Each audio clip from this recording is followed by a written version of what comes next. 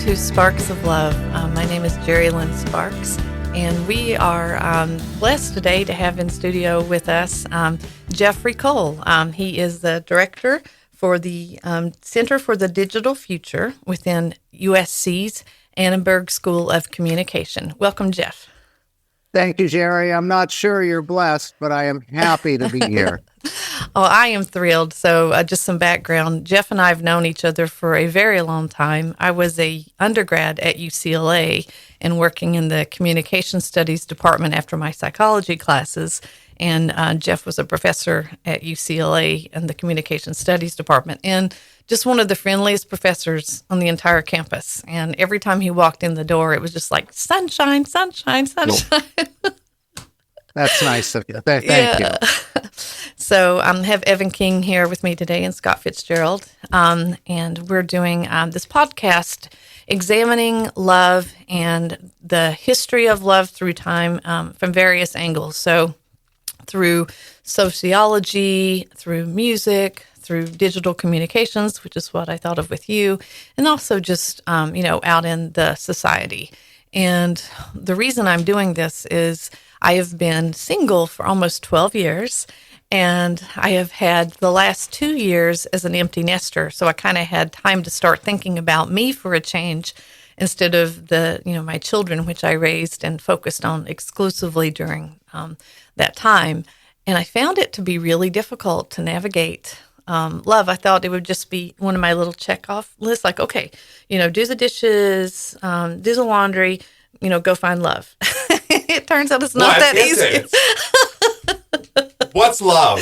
What is love? So we thought, Jeff, that you could tell us what love has looked like through the media over time. And you had some interesting takes on that. So, sure. Although I'll start by saying, I taught at UCLA. I love teaching. I had 50,000 students. Wow. And one of the things I noticed as they graduated and started to come back and visit and catch up on their careers, the thing they said they missed the most was they didn't understand that college, and this would be true of high school as well, but particularly was the greatest meeting place in the history of the world. Yeah. Dwarfed any kinds of apps, dating services. Just every day you were surrounded by 98% single people, and Yes. how much they took that for granted, how easy it was to meet people. And ironically, with a lot of the work I do is digital, Center for the Digital Future, is as we have all of these apps that make it so easy to connect, we actually feel less connected. And Gen Z, the most connected generation of all time, is the generation that reports the highest levels of loneliness, anxiety, and depression. So I'm not sure the modern tools are helpful.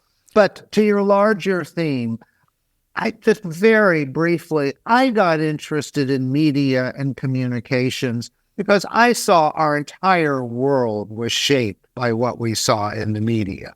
As I was growing up, it was mostly television, some of the movies. And that's where we figured out what it was like to be a doctor or a lawyer, what it was like to be a parent, what it was like to seek love. We modeled ourselves. We learned. The media taught us everything. The biggest power of the media, as I used to teach it, was what we called agenda setting. Was the media may not tell you what to think. You can form those opinions on your own, but the media tells you what to think about. It frames your world. So it's had, of course, an extraordinary impact on our perceptions of love and our perceptions on how to find love. Interestingly, not much on how to maintain love. If you think about growing up as little boys and girls, the first exposure we had to stories was fairy tales. At fairy tales, you can talk about all the sexism in fairy tales. Disney, incidentally, is facing some of that as they're doing a remake of Snow White. And Rachel Zegler, the actress who's playing Snow White, says that she hated the original Snow White story. It's completely sexist. Prince Charming, she thinks, is a stalker, Oh, and she said that her vision of Snow White is not a princess seeking love, but a young woman trying to become the leader she knows she's intended to be. But fairy tales, now that's the new modern take. But fairy tales found love, and of course they ended with the phrase we all know so well, yeah. and they lived happily ever after. And Oh, I that have to was tell you they, something. Over my breakfast nook, I have a sign that says "Happily Ever After." I bought it in defiance, Jeff. When I was going through trouble in my marriage, I hung it up over the mudroom door at my old house when I was still married. Like, damn it, we're going to have happily after ever. If I put up a sign, it's going to be true. And then when I was moving out of the house into the house that the children and I ended up, staying in after the divorce, I brought that with me and I hung it up as a form of hope. But I don't know, when I hear stuff like that, maybe it's the wrong message I'm putting in my mind and in my kids' minds. well, To be and it happy? wasn't, and the reason those fairy tales ended, and so that's true of rom-coms today. We can walk through some of them, but the reason it ended and they all lived happily ever after was because it was fun and interesting to write about people getting together, frequently hating each other. There's a romantic comedy coming out this Friday with Sydney Sweeney and Glenn Powell. Oh, yeah. That's all about hating. And there was one a year and a half ago, like with George Clooney and Julia Roberts, where yes. you hate each other, you come together, you fall apart.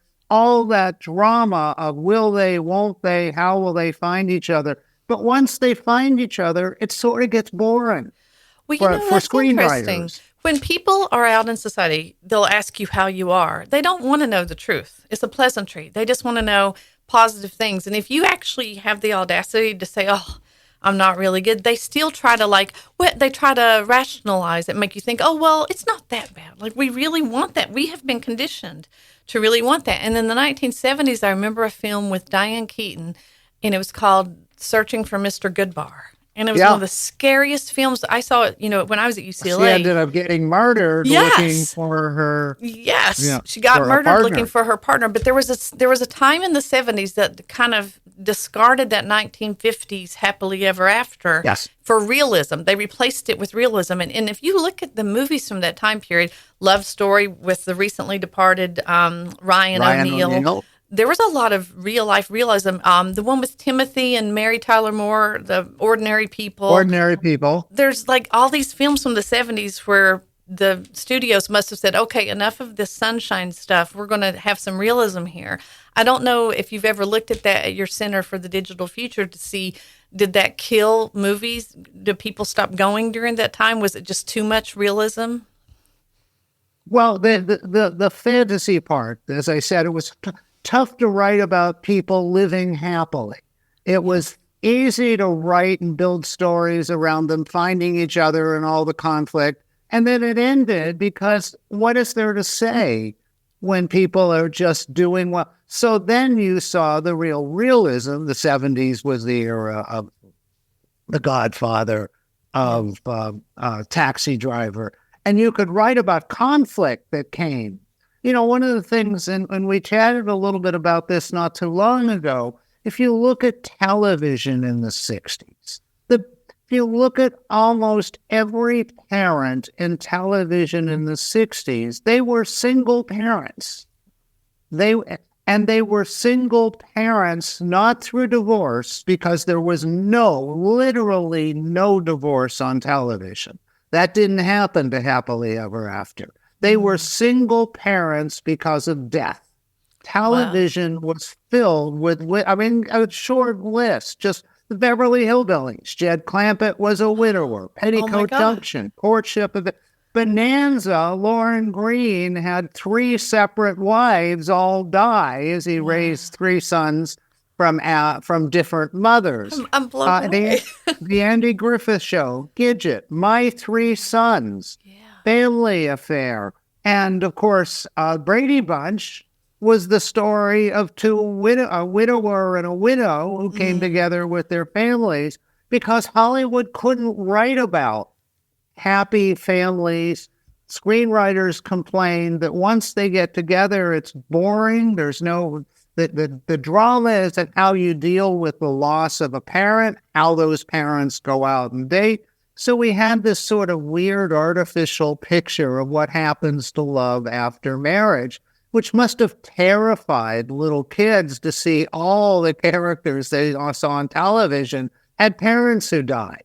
You know what? That's true. I never really put that together. And if you look at fairy tales, going back to fairy tales, it's Sleeping Beauty, Cinderella, the evil stepmother. So I don't know what caused the lack of the mother there, but there was a theme going through Disney of the mother always being dead in almost all the Disney stories. And in some cases the father, but almost always the mother.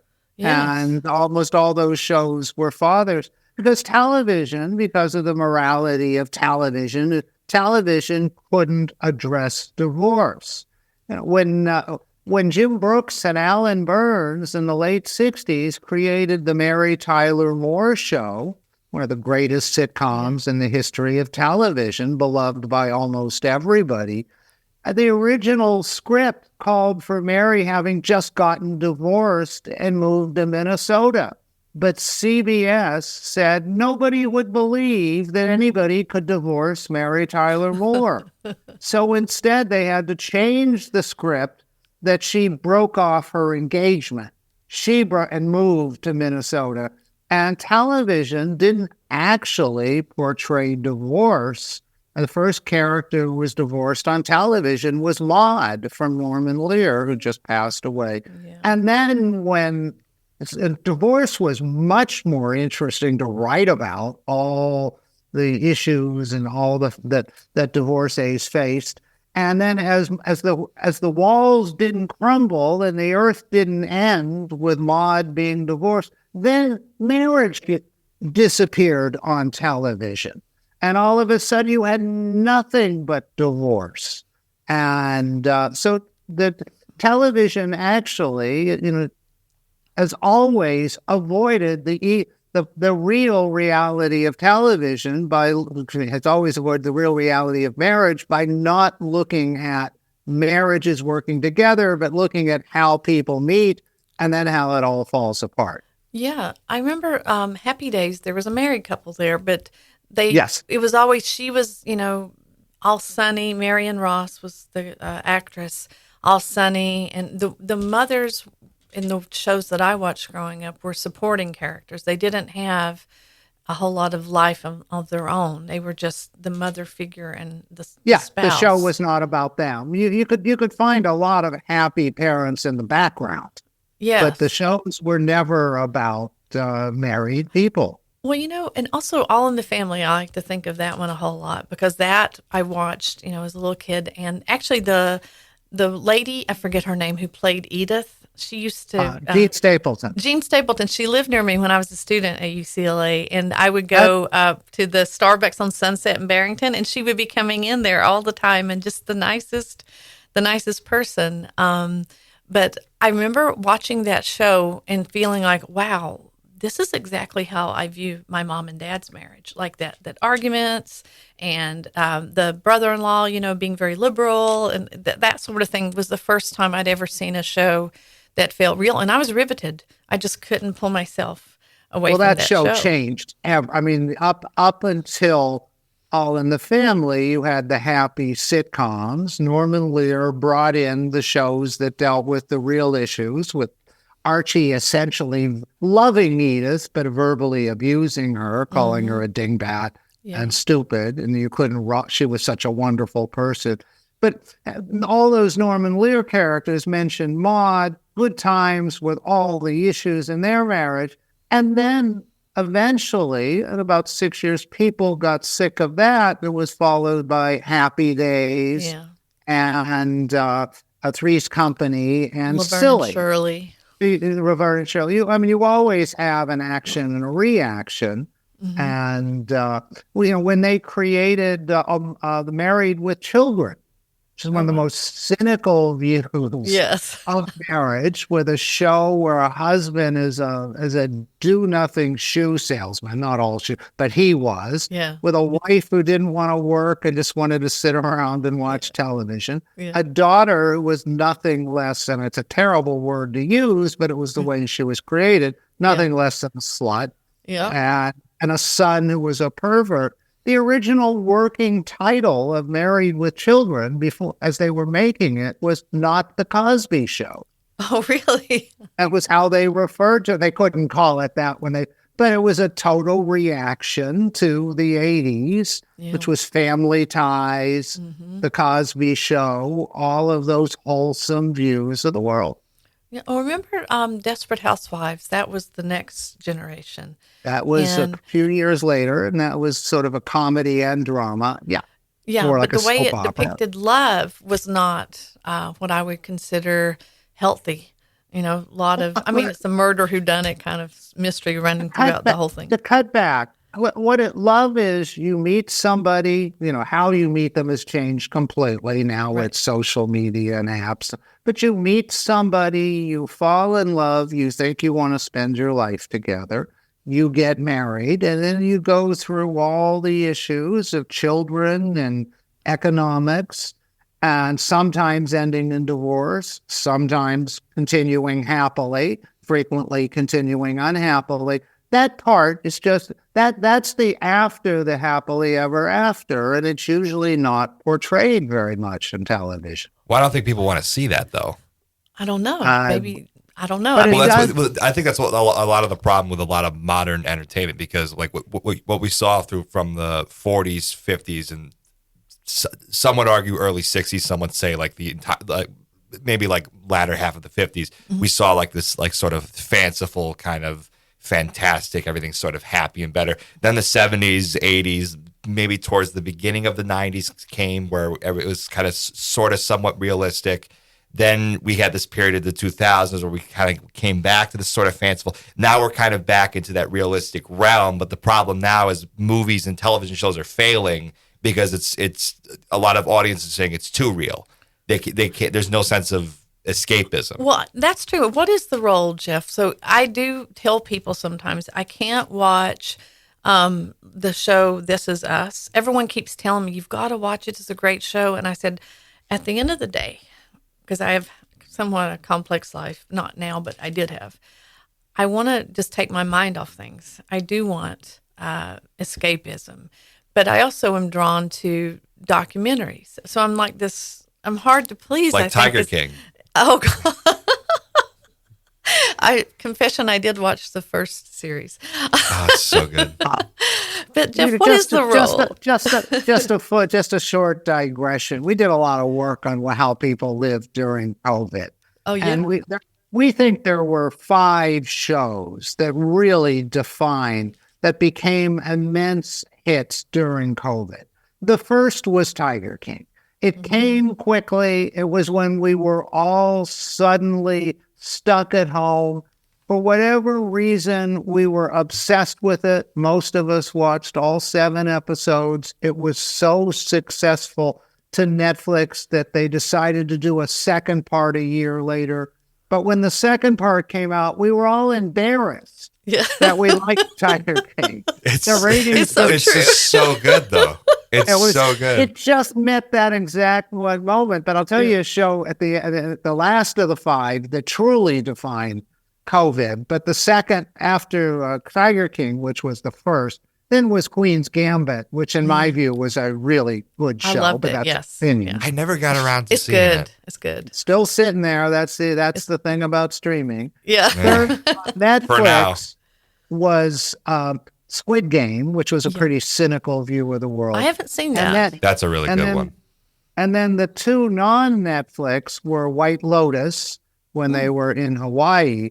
But the show that really defined who we were and what we needed during the pandemic, sort of the opposite of Tiger King, was Ted Lasso. Yeah. When we were ready to rejoin the world and wanted to believe that. But the Tiger King was just one of those weird things that came around at the right time. Yeah, everyone kept telling me to watch that, and I was like, I want to look around to make sure no one's watching me watching this. It's pretty. Or you would have been in Goddamn good Carol company. Baskin. And I mean, that was April of 2020. That was, that was when, for most of us, the first days of the COVID were sort of fun. It was like a snow day. Yeah. It's like a slumber party. No fun. Well, And as with a single kids mother with loved two it. kids, with 2 kids at home, it wasn't ever fun for me. I was pulling my hair out. But it was probably fun for them. Yes. The fun slumber party. If you step outside, you'll die. Yeah.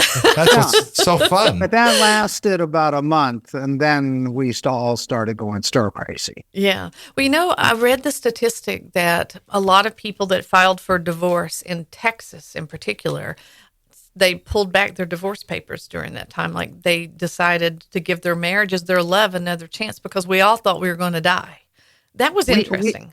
We found during COVID that by 7-1, parents said their relationships with their kids improved. And by 3-1, people said the relationship with their partner improved. Wow. And there were, I know a number, these are anecdotal, but I know a number of people who started dating 2 months before COVID. They saw what was coming and they said, what the hell? Let's go for it. And they moved in together much too soon. Yeah. Some of them burned right through it. But some, I know a couple of them who got married. It was a sort of a weird compression of the love cycle, and it worked.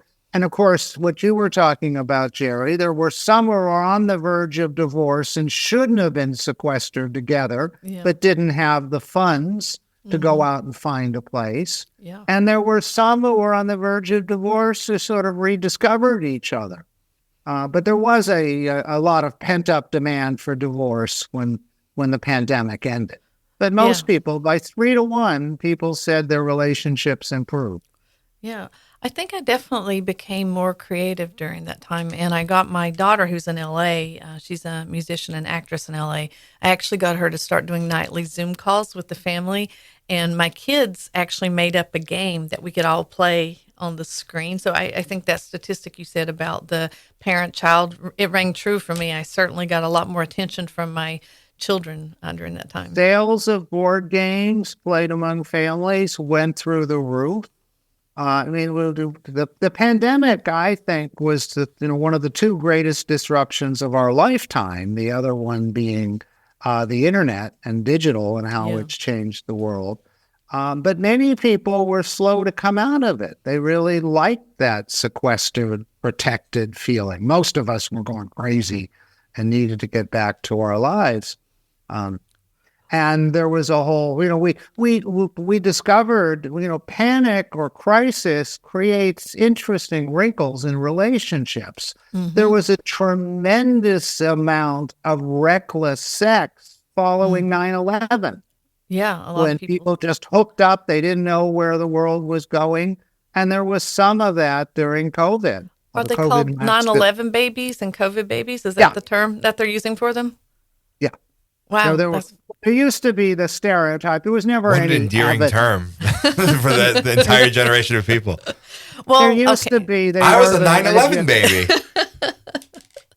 I was just going to say, there used to be the urban legend that during the New York City blackout, which lasted about 8 hours, that people didn't know what to do. So all of a sudden, 9 months later, the birth rate went crazy. There wasn't much truth to that. But there was really changes during COVID. Well, remember the Y2K, the millennial babies? So my ex-husband, he really wanted to have a millennial baby. Like he and his other friend, both of them went to UCLA, by the way. They really both wanted to have children born in the year 2000. And they both did it. I have a son that was born in 2000, and my friend also has a son born in the year 2000. So there was like this cultural drive, really fueled by media, and talk about the year 2000 and the impact it has, that they had children during that year for that very reason. Can we set the record straight? What exactly is a millennial? Because you mean the age range? Like the age range, because a lot of them say like it's from like 1980 something to like 99, or some say 2000, or some people say 2000 was the start of Gen Z. Like what exactly is the Well, range between Jerry, millennial. you're using millennial baby as a baby born at the millennium. Right. So that, but millennial, you're talking about millennials as to where they fit with it. Gen Z is roughly 95 to about the last 5 years. And millennials are the ones between about 1980 and 1995. So millennials right now, the oldest millennials would be about mid 40s. Okay. The old, and then before the millennials are Gen X. The best generation. Just saying, best They generation. started when the boomers ended about 1964.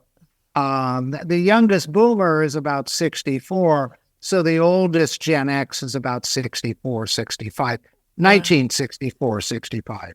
And the oldest boomers are George W. Bush and Donald Trump. And those guys Bill are Clinton. great. Boomers are great.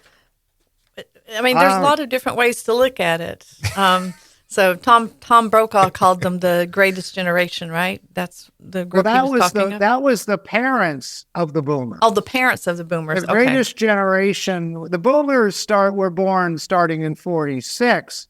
The greatest generation were the ones who went to war, and then they did the work, home. and then yes, they did the real work, and then they came home. There was, of course, 6 years of people not getting married.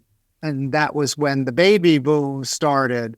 All the people who went to war coming home, buying houses, getting married, buying houses, having children. But I also think World War II then changed the way we love, because there was that post-World War II investment, like the GI Bill and the money to have housing, those housing tracts you see in California. Women in the Rosie the Riveter phenomenon, where during the war they had to work, and then when the war ended, they didn't want to give up that freedom. So the war itself also impacted the way we think of as love and provider and what a family unit looks like, right? Well, there had never been anything like World War II, where much of it, everything in life was disrupted. Workers went off to fight. Women who had not worked were desperately needed in the workforce. No one knew how the war was going to end. There was loneliness. There were rationing. It truly was extraordinary.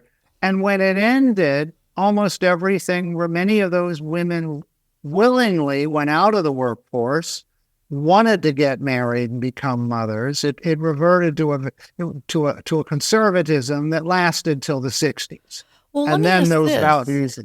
Well, Sorry?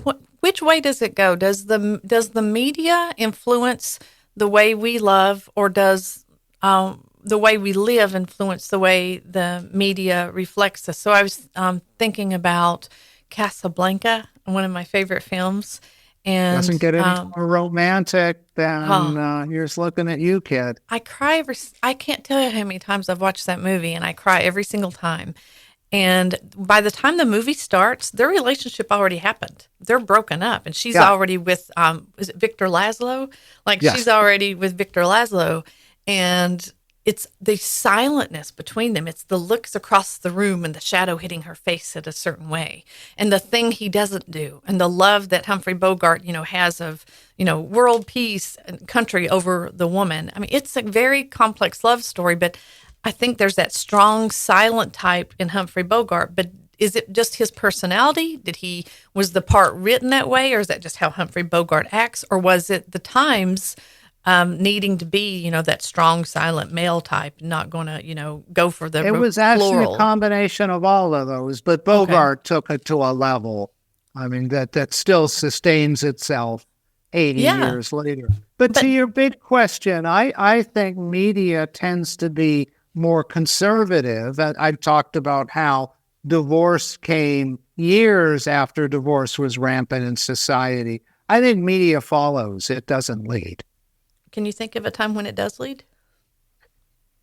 Probably now, right? More so now. I don't know, like a specific instance. Like, is there on a specific love, show? I can't. On things like relationships between races and genders and things like that, I think it can lead. It can have like an Norman agenda. Lear shows, Yeah. right?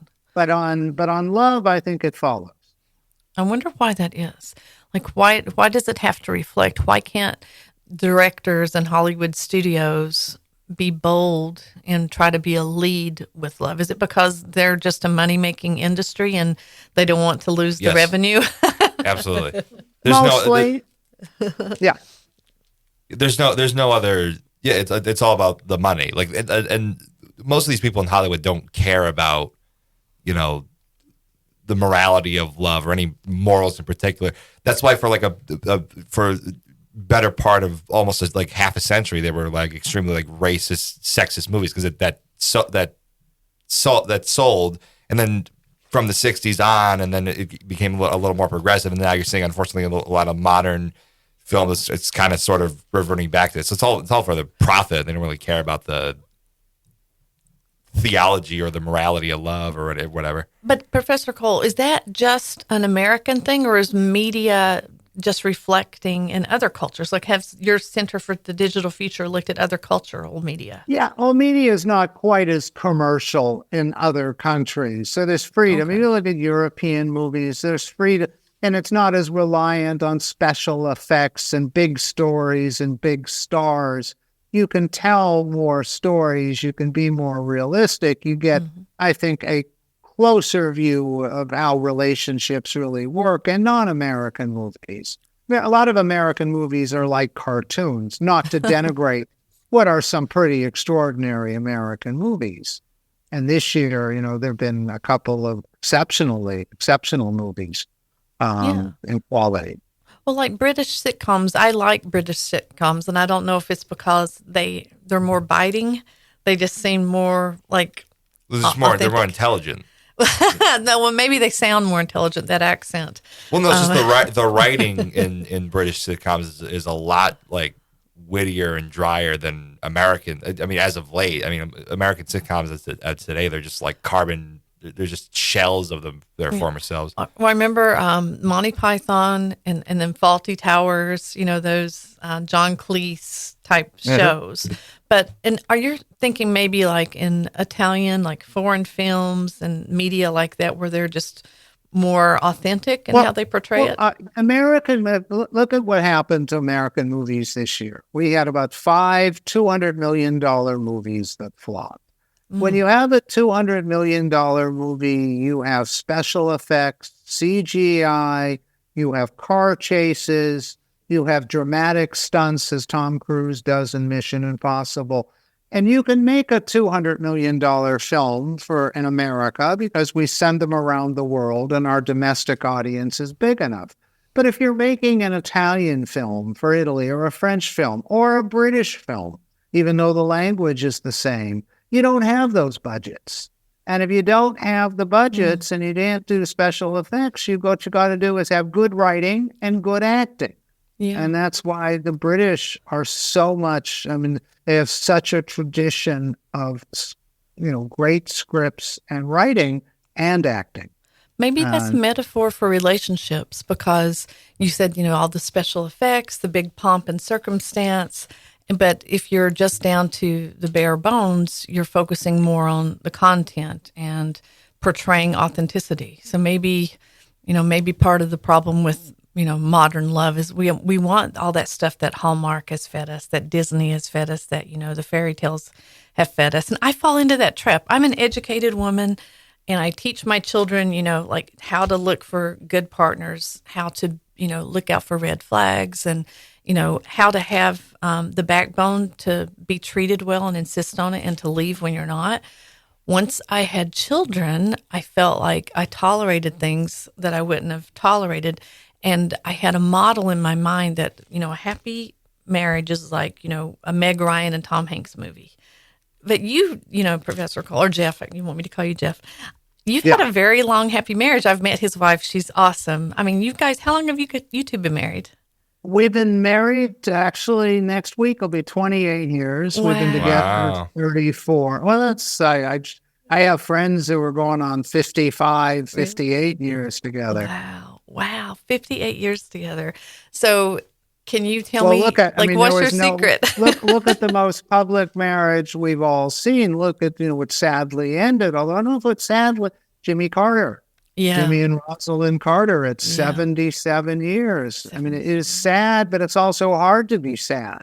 Yeah. What a well-lived life. What a great marriage. And I don't think that was one of those that secretly was a bad marriage. I think we knew that marriage. I So, love yeah, their story. some great role models. That's true. I watched the news and they showed the highlights of him being wheeled in, and I was like, I don't think he expected that he would outlive her. I just don't get the feeling that he thought that that would happen. But I remember an article he got in trouble for in the 70s. Was it before he was elected or right after, where he told... Lusting in his heart? Yes, he said, I haven't cheated, but I've lusted in my heart. And I remember my mother's reaction to that. My mother was hot. Like, she was so upset about that. In her mind, that's just as bad as cheating. But he was, I think, trying to be honest, like completely honest. Like, I'm a human being. I'm a man. I've noticed a beautiful woman, but I haven't acted on it. But is it a good idea in marriage? In Playboy magazine. Yes, but is it a good idea to admit that in public? Because did that hurt Rosalind? I don't know. I mean, we can't know how she reacted. To say it's the same as bad as cheating, I think is an awfully big stretch. Yes, I agree. Speaking as a male, I can't imagine there are not, almost. There are very few males who have not lusted in their heart or thought things. Yeah, I think it's true for all humans. The issue is action, not thinking. Yeah, I think it's true for all humans. I mean, I can't speak for all women, but I certainly, you can notice a good-looking man. It doesn't mean that you're cheating on them. You can just notice them. But through time, I think I look at the good marriages. If you want to go to politicians, the Obamas, the Bushes, both, George and Laura, they seem to be very, just what we say in the South, sweet on each other. Like, they've been married for a very long time, and they still seem to be really respectful of each other. And I just really like that. Our presidents seem to alternate between the Kennedys and the Johnsons and the Clintons and Trump. Yeah. And then the presidents, from Carter to Reagan was divorced, but seemed to be totally devoted to Nancy after they married. And the Bushes, as you mentioned, and the Obamas, and the Bidens seem That's true. It's like every other. So maybe we seem to alternate between role models. Bad. The Reagans divorced? No, Reagan was divorced, and so was Nancy before they married each other, right, Jeff? Oh, okay. They were both previously married. He was married to a well-known actress, Jane Wyman. I don't remember if she was married. I don't either. But he was definitely married because his first wife was well-known. But once they got together, I think they were married for almost 50 years. Yeah. It was a very solid marriage. They clearly... The kids used to say that the problem with their parents was they didn't need the kids. They just needed each other. Yeah. Well, it gives hope. Like when you see, because you said earlier that the media didn't want to portray divorce and that Maude was the first one to do it. But I think it was controversial for Reagan to have been divorced, right? I remember hearing something about that. We would not elect a divorced president. Divorce was stigmatized. Yeah. Reagan was the first. Oh, okay. I didn't know that. Now, of course, we have a former president who's on his third marriage. Third, yeah. And he was not a good husband, it appears, for any of the three. Yeah, and Biden was a widower, right? Because his first wife had been killed. His was a truly tragic story. He was elected senator before he was even old enough to be a senator. Mm-hmm. He was going to turn 30 when he took office, and his wife and kids were in an auto accident, and his daughter was killed and his wife was killed. And one of the reasons I think, I don't want to be a psychologist, he's so attached to his sons, and one son died much later. Right. Yeah. It is one of the questions I had earlier, and I want to go back to it. When you look at the way media alternates, it goes back and forth. So you had the 50s where it was all happy, 60s you're getting a little more towards the realism, the 70s you're having, stark realism, and then there's a reaction to that. What do you think is the next wave for love in the media. And, I know that you had studied violence in the media when I was a student at UCLA. And I don't know if you want to speak a little bit about that, but also just, where do you see the future trend going with media and love? On love, and we can come back to on love, I think we're in a conservative phase. Okay. I think we're at the high point of the Hallmark Channel. Yeah. Which is, and said with admiration, but highly formulaic, yes, 2-hour love stories. With he wears a flannel shirt. Beautiful people with great, and scenes that look beautiful. So I think we're on a conservative stage. Rom-coms, I think, I've actually moved from movie theaters, but on to streaming. But on the bigger trends of media, violence was a massively important issue to broadcast television in the 90s. And we were asked by Congress and the networks to look at that. But the things we looked at in the 90s almost are laughable compared to what's now available on TikTok and the internet. So I think we're looking at a generation where television has never been less important. What television they see is largely small snippets intended for short attention spans. So that's the worrisome part. The fact that we found out with the Hamas moving into Israel that most of the people under the age of 30 were getting their information about that from TikTok. That doesn't mean TikTok is inherently wrong or corrupt, but it's harder to tell the story in a 2-minute video. Yeah. Well, I remember about the violence thing, and I don't want to go too dark here, but I am a domestic violence survivor. And the reason I wanted to do this podcast was to, really self-heal and have some fun learning about what love is. But I was watching a show the other night, and the characters just started like fist fighting with each other. And I'm like, there's only been a couple of times in my life where I've actually personally witnessed people really slapping each other, really, punching each other. And maybe I've been sheltered. But I think there is something about making that a norm, even though it's digitally broadcast, it's a fictional character. There is something about that diet, that mental diet, that tells, especially young children, well, that's okay within a relationship. This is what people do. Like, do you think that that's borne out by the research? A lot of truth to that. When you're talking not about relationship violence, which can have serious dimensions, but you're just talking about general violence, it's a lazy substitute for writing. I used to just semi-joke that if you looked at the script for Rambo, the last 30 minutes was covered by one phrase: Rambo opens fire. Wow. It's a way of being lazy, resolving stories easily.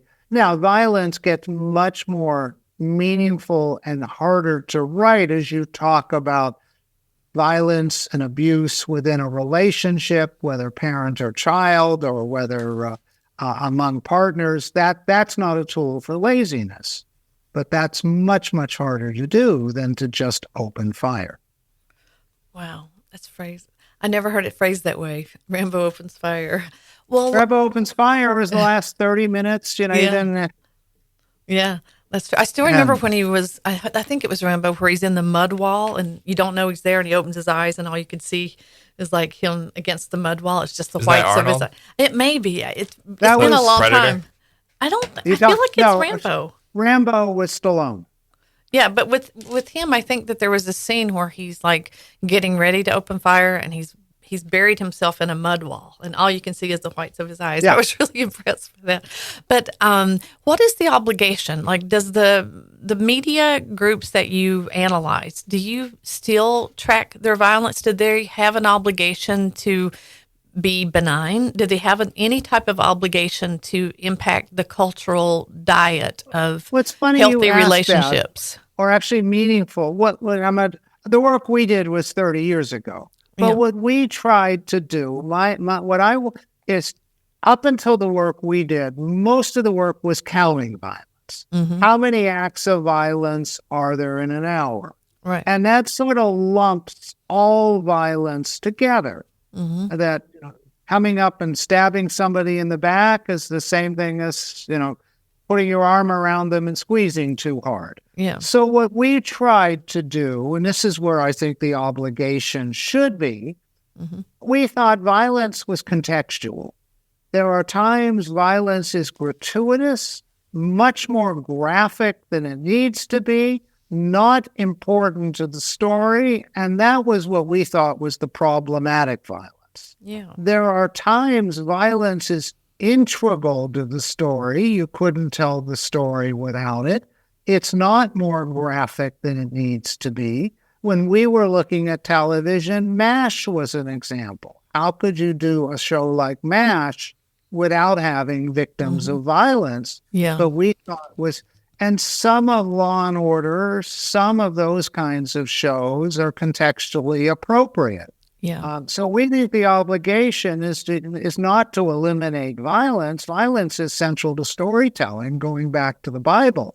Yeah. It's how graphic is it, how essential, and are there consequences?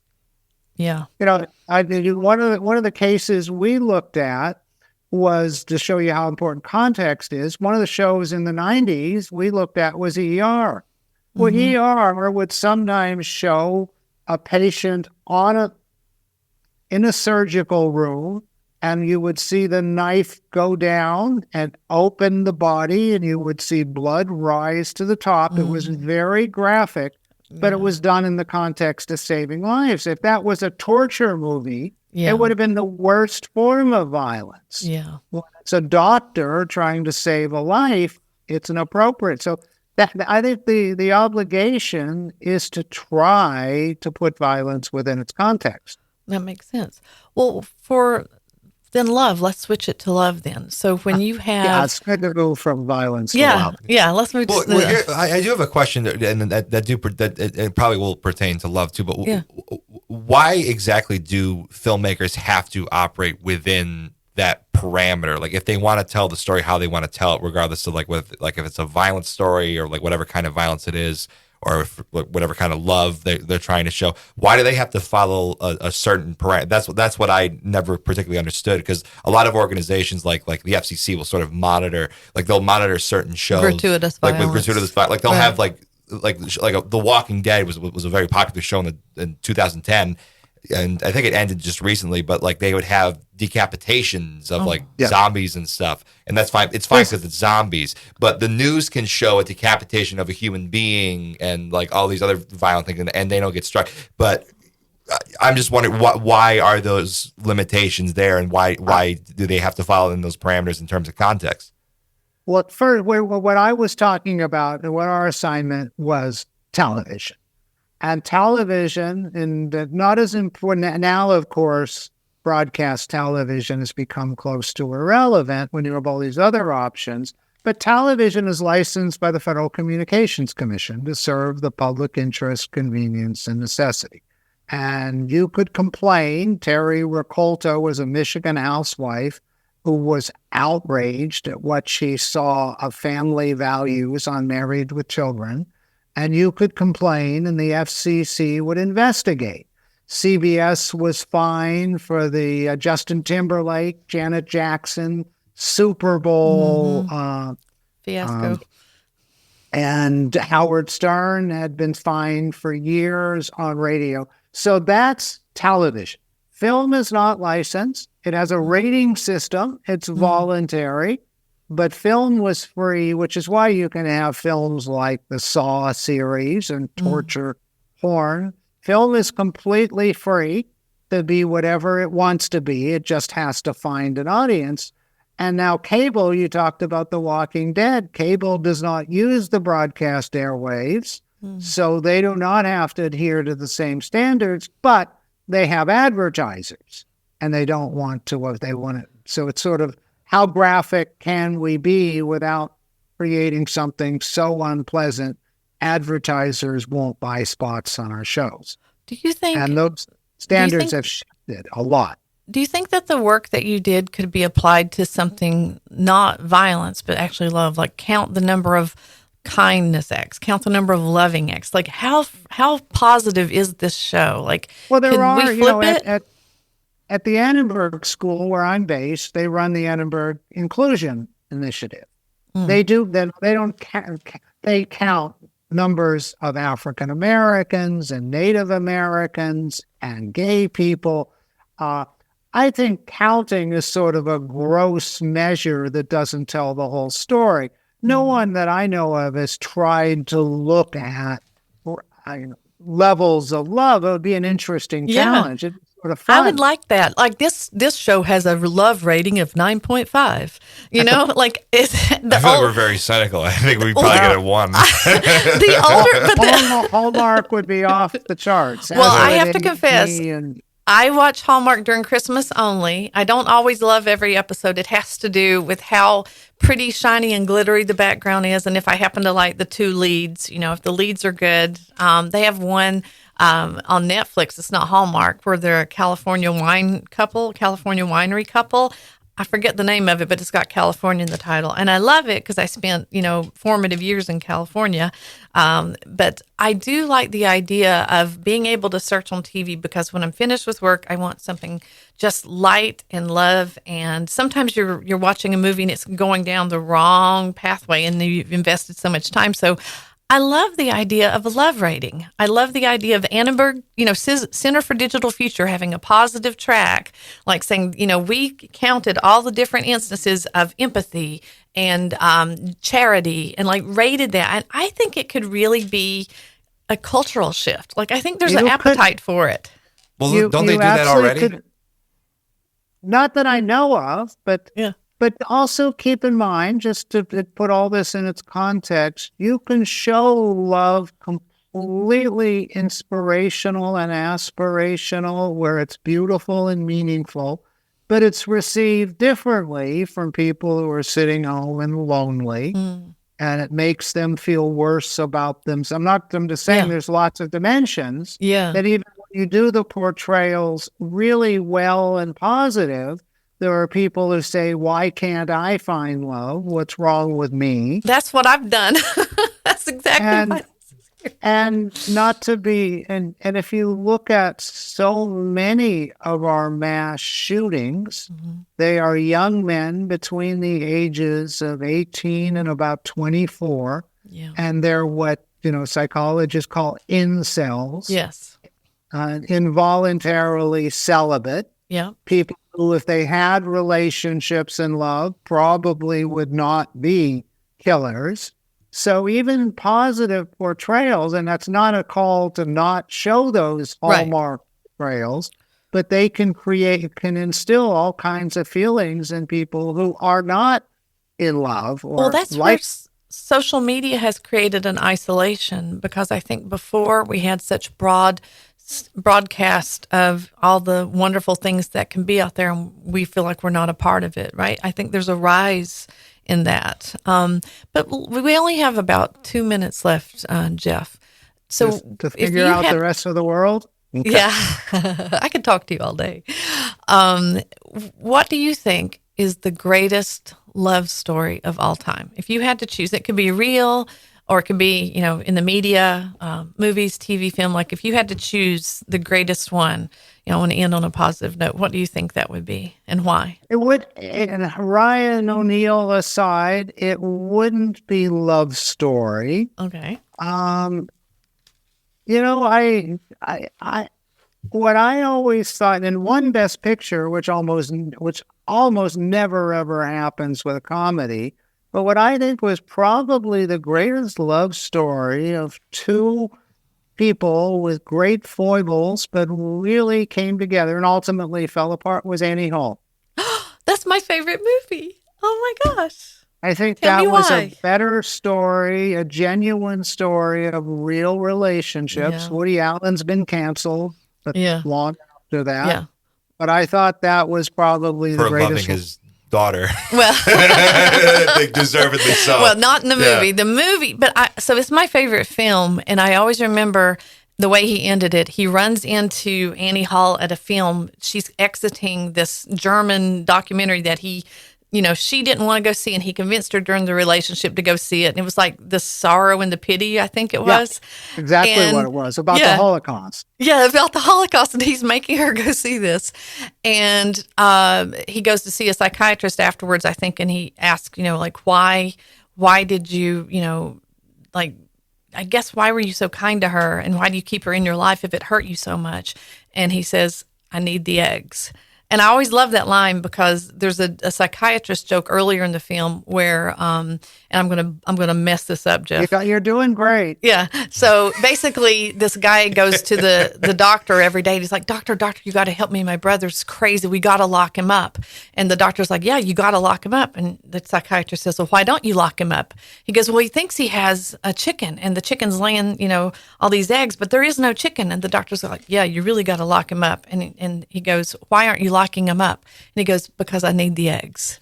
And I think it was letting people have that space, even though that there's problems. They get to have that space to be who they are, and you appreciate them for what they can give you and what you can have with them. We also talked about relationships were like sharks. They have to keep moving or they die.